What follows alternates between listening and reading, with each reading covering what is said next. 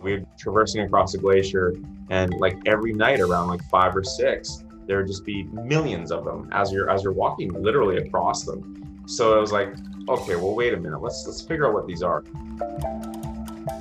These are ice worms. They were first discovered in Alaska glaciers in the late 1800s and have been spotted on most of the coastal glaciers in northwestern North America.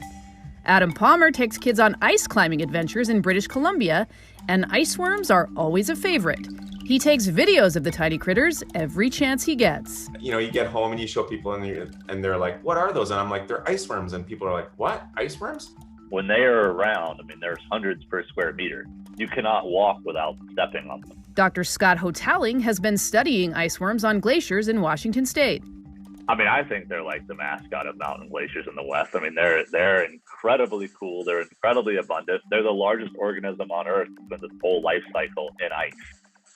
Ice worms are distant relatives of earthworms, but instead of dirt, they wiggle through the snow and eat snow algae, bacteria, and whatever else they can find. When I see the ice worms, I always think of this like alien oil, and basically like their strings, they're basically like little stringy black oily worms, very, very small. I keep the ice worms in a little styrofoam cooler.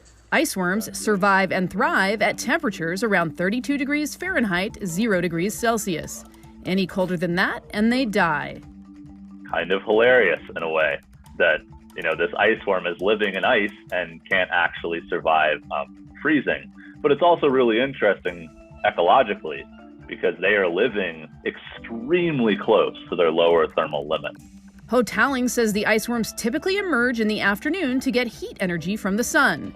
NASA says they may even unlock mysteries about possible life on other planets. Throughout the history of scientific research, we have learned a ton from organisms living at the bounds of what seems to be possible. For AccuWeather, I'm Monica Danielle.